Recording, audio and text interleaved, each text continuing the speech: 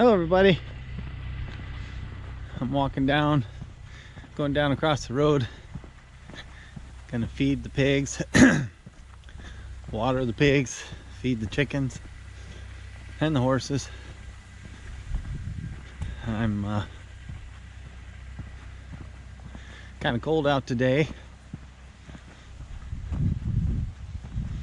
I think it got down to near 20 last night. I think it's supposed to be down the low 20s again tonight. Well, next several days actually, or maybe all week, or the rest of the week I should say, weekend. It's winter to me. It gets down at 20s at night. It's cold.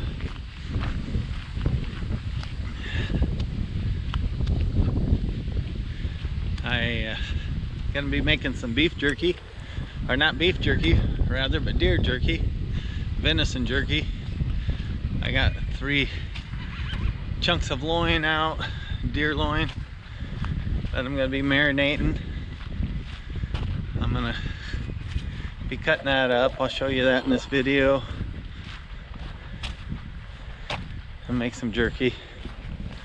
Give me something to chew on once in a while. I'm gonna get the pigs some corn and beans. I got my skid loader started today. It popped right off.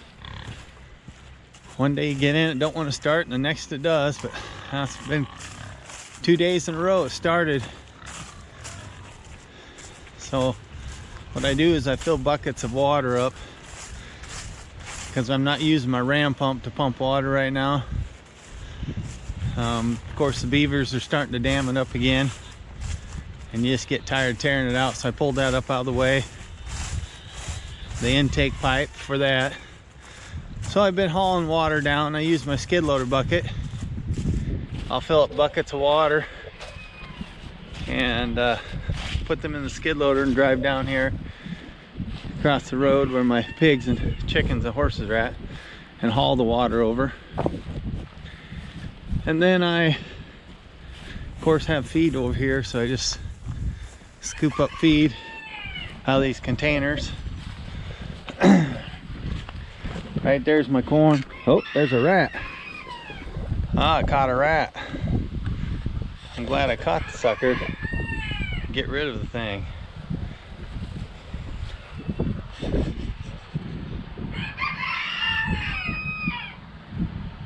He looks guilty, don't he? Eating my feed.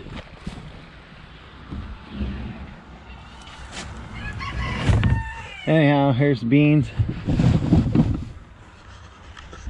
I have some more corn over in my old garage. It's stuck in a IBC tote.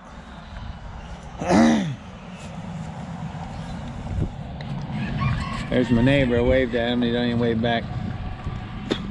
Acts like he didn't even see me. Anyhow, I'm gonna get some corn scooped up, dispose of this rat, go up and get my skid loader and get these pigs fed, or watered, and the horses watered. And then I'm gonna get making that jerky. So I'll see y'all in a little bit when I get started on my jerky.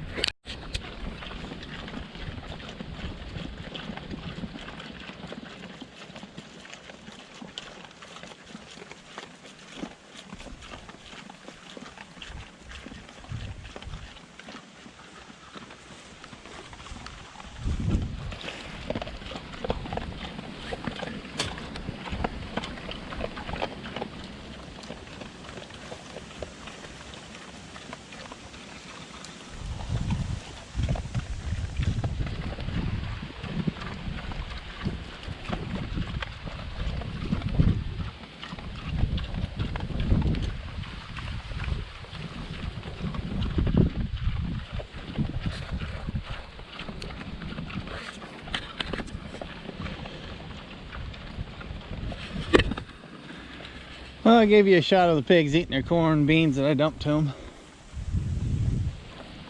I put some of this grass bale right here. I threw it down on top of the mud, and then I dumped the corn on top of it. Keep that corn out of the mud a little bit, make it easier for them to eat, even though they would dig around the mud and find it all and eat it. But Just makes it a little easier for them. Maybe that grass will dry up some of that mud in there. As long as we don't get more rain or snow. I'm gonna go up and get the skid loader and haul the water down. Matter of fact, I should grab a couple more buckets.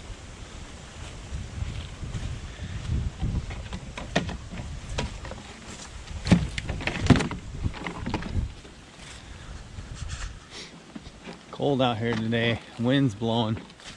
As you can see, the trees are moving.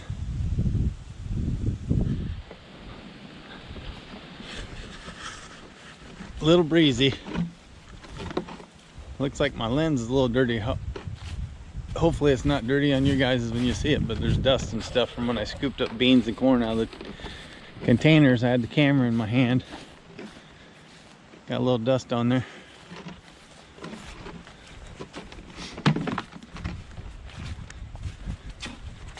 I'm gonna be insulating my chicken house. I was gonna work on it yesterday and got busy doing other stuff, and it's rainy and cold. So with any luck, the next day or two I'll get it done, because it's getting cold. I bought a couple moving blankets, actually 3 of them. 3 moving blankets from Harbor Freight. They had them on sale. I'm going to use them to line the inside of my chicken house. I thought about taking some of them grass bales and shoving the grass behind the blanket for added insulation. Don't know for sure if I'm going to do that or not, but the problem I ran into last year with that chicken house I built, the chickens gave off enough body heat that it caused condensation to build up on the ceiling or on the metal panels of the chicken house, and it constantly dripped off there and made their floor and their bedding soaking wet. So I was constantly scooping it out, which I was using those leaf bales. I was breaking them leaf bales open that I baled at my friend's place. I'm using them for bedding on the floor, and which help insulate the floor, kept their feet warm, I guess, when they were walking around and stuff, other than they got so wet. I was constantly changing them out or adding more to it because of the condensation dripping on the floor off the tin. So to prevent that this year, I'm going to put up those moving blankets, staple them onto the walls to protect the condensation building up and dripping. If they build up any body heat, or the heat builds up in there and condensation will set onto that blanket and maybe soak into the blanket rather than be dripping off the blanket. It'll soak into the blanket if it does build up condensation, but I think I'll insulate it so it'll help with that. And should keep the bedding on the floor dry. I seen on another channel somebody used wood pellets, put that wood pellet bedding down, and then they put wood shavings on top of it. Well, I think I'm gonna put some wood pellets down on the floor, and then I'm gonna just put the leaf bales on top, or the leaves on top, bust the bales open, put the leaves on for bedding. Give that a try, see how it works. And hopefully with the blankets being put up for insulation and keep the condensation from building up on the metal roof or ceiling, or the metal of the chicken house, hopefully it'll keep that chicken house dry and warmer this winter for them. They seem to stay warm enough, I guess, just the fact that the floor got wet so much. And I was constantly changing out in the middle of the winter, going down there when it's cold and scooping out wet, heavy bedding and changing out all the time. It got old, but it's something that had to be done, so I done it. But I'm going to prevent that this year, hopefully, make my job a little easier. I'm going to let you go.